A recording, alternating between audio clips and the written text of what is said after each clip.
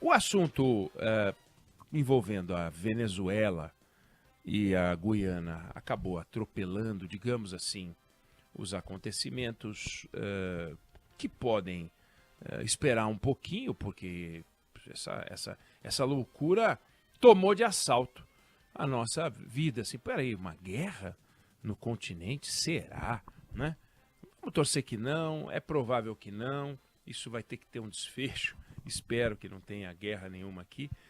E hoje eu queria retomar uma discussão que surgiu a partir do momento em que a gente viu que o PIB brasileiro em 2023 deve crescer 2,84%, perto de 3%, 2,84%. Começou o ano na casa de 1 e pouco e deve fechar com perto de 3%. Claro que o ideal é você crescer mais do que isso.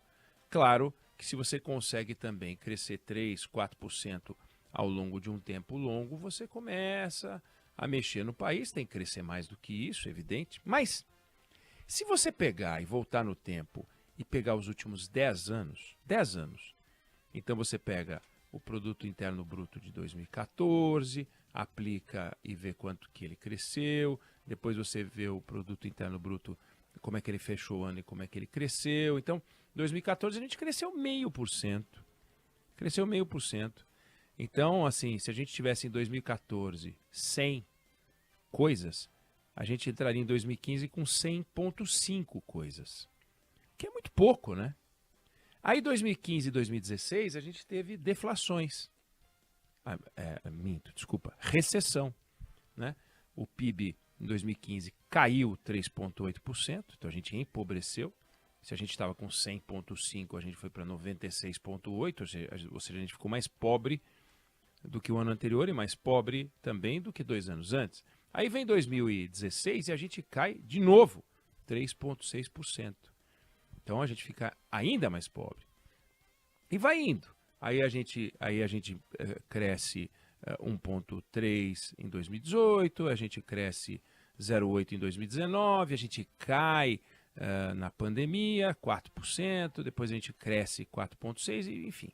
Se você fizer as contas aí, mais ou menos o Brasil ele não foi bem, ou seja, o Brasil ele cresceu neste período de 10 anos coisa de 3%, somado tudo, 3,4%, 3,5%, depois posso fazer a conta certinho. Significa que a gente levou 10 anos para crescer 3%. 10 anos para crescer 3%.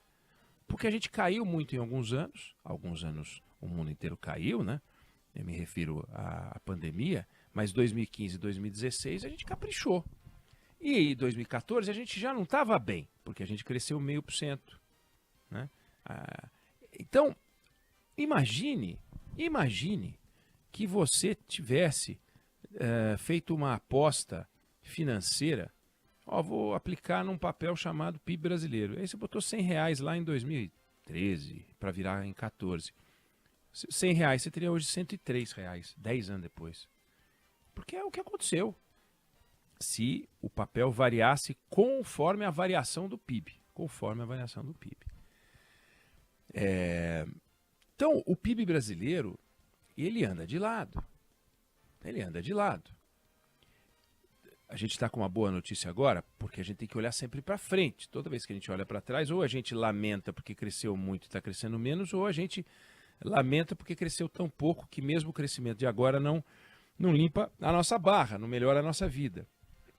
Por que é importante a gente olhar para esse número, o que esse número aponta e o que ele não aponta? Esse cuidado a gente tem que tomar. O que é o PIB? O PIB é um indicador de riqueza? Não. Cuidado. O PIB é um indicador de riqueza produzida. Qual é a diferença entre uma coisa e outra? Se eu tenho 1 tonelada de ouro debaixo da terra e não tiro, aquilo é riqueza. Mas se eu não tirei, eu não produzi. Então eu preciso extrair aquele ouro e vender. Na hora que eu extraio o ouro e comercializo, aí eu produzo, aí eu transformo a riqueza em produção. Aí vira PIB. O ouro debaixo da terra não é PIB. O ouro na minha mão, passando de mão em mão, é PIB. Então, é um indicador de riqueza produzida.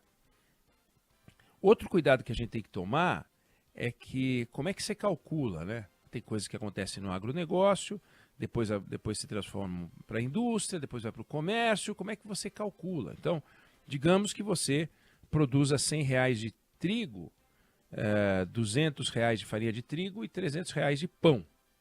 O PIB vai somar 300, não é os 100 da agricultura, mais os 200 da indústria da farinha, mais 300, vão virar 600. Aí é uma loucura, não. Você vai subtraindo da fase anterior, como uma forma de você calcular a riqueza produzida, né? Agora, um país pode ter uma riqueza produzida alta e o seu povo não viver bem. O seu povo não viver bem. Porque essa riqueza pode não estar distribuída de uma maneira razoável, ou os bens e serviços não estão à mão de todo mundo. Então, e também tem algumas outras coisas que são meio amalucadas. Por exemplo, pega uma cidade que foi devastada por uma enchente. Se você reconstruir a cidade, o PIB dela aumenta. O PIB dela aumentou naquele ano, porque você teve que investir muito em construção civil. Mas para recuperar o que já tinha sido, o que já existia antes, não importa.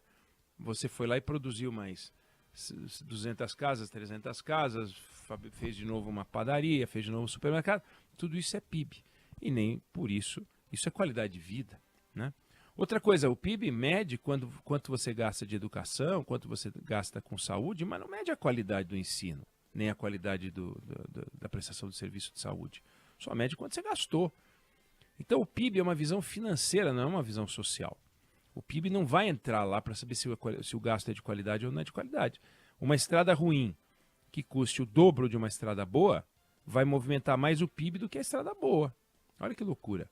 Mas a gente quer uma estrada boa, não uma estrada ruim.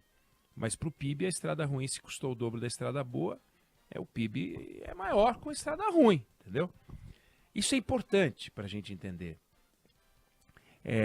Se você tem, por exemplo, um país com uma criminalidade muito alta, é o caso do Brasil, e você tem um gasto com segurança alto, isso movimenta o PIB.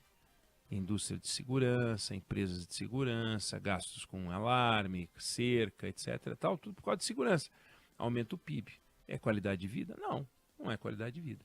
Então você não pode olhar só para o PIB, tem que olhar para outras coisas. Você fala, não, mas tem o PIB per capita. Quando você pega a riqueza produzida e distribui pela população, você chega ao PIB per capita. Mas isso não significa que cada brasileiro, né, recebeu aquela fração de dinheiro. Então o PIB per capita brasileiro é de $10.000, mas a renda de salário média no Brasil é R$2.800. Né? Ou seja, você tem uma diferença muito grande do PIB per capita para o salário médio das pessoas, porque o dinheiro não chega para todo mundo do mesmo jeito. Isso é importante. E aí, o PIB, ele esconde algumas coisas, ou ele guarda algumas coisas, alguns tesouros, no entanto, que são importantes, apesar dele não revelar tudo, como eu acabei de dizer. Você tem que olhar salário médio, você tem que olhar a qualidade dos gastos, você tem que olhar o poder de compra, tudo bem. Mas tem dois números que são importantes. Quer dizer, na medida em que você não tem um crescimento de PIB, você mantém como riqueza potencial aquilo que poderia ser riqueza produzida. Faz uma estrada, asfalta uma estrada, você transporta a riqueza e você faz PIB. Investe em turismo e os estrangeiros vêm para cá, você investe em infraestrutura de aeroporto ou em marketing, seja lá o que for, e você tem aumento de PIB e também gastos adicionais que provocam mais aumento de PIB dos turistas estrangeiros. O Brasil recebe menos turistas estrangeiros do que a Bulgária. Então, por um lado, você mantém como riqueza potencial aquilo que pode ser riqueza produzida. Isso é fundamental. Outra coisa que o PIB, quando ele não cresce, ele acaba impedindo, é a mobilidade social. Quando você não tem riqueza sendo produzida, para você colocar dinheiro na mão de alguém, você acaba tendo que tirar de outro, porque não tem produção de riqueza. A produção de riqueza é que permite algo que é mágico do capitalismo e da economia de mercado, né? É você conseguir fazer com que o dinheiro a riqueza brote, entendeu? O dinheiro, a manifestação em papel moeda, mas brote.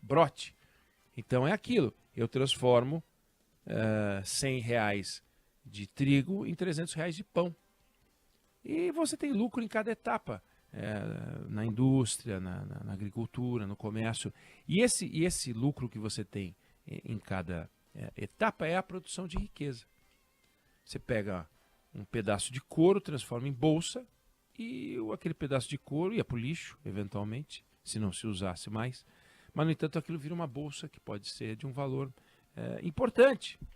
E isso é produção de riqueza. Agora, se você não tem aumento, se você não tem produção de riqueza, quer dizer, o PIB anda de lado, você produz 1.000, no ano seguinte você produz 1.000, no ano seguinte você produz 1.000, se for 1.000, você não tem a produção de riqueza aumentando. Se você não tem a produção de riqueza aumentando, você não tem mobilidade, porque não há necessidade de contratação de mais gente qualificada, não há espaço para certas inovações, não há espaço para certo investimento em ciência e tecnologia. Então o país vai meio que andando que nem siri. E isso não pode. Isso a gente tem que resolver.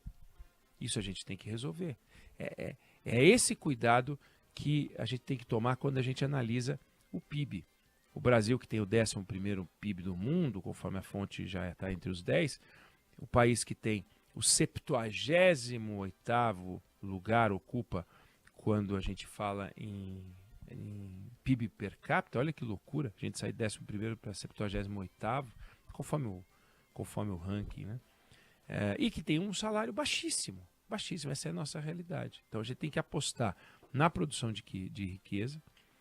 Isso significa fazer estrada, fazer ferrovia, fazer aeroporto. Bacana fazer a privatização da Sabesp, sim, importante. Mais dinheiro para investimento, vai ser uma coisa importante, bacana. E na outra ponta você viabiliza a mobilidade. Mobilidade pressupõe ganhos maiores de geração para geração. É fundamental. E nisso o Brasil já foi uma grande potência de mobilidade social. Hoje está bem mais devagar. É o que a análise dos números permite. Eu não sei se você concorda ou discorda, mas essa é a opinião que eu tenho sobre o assunto.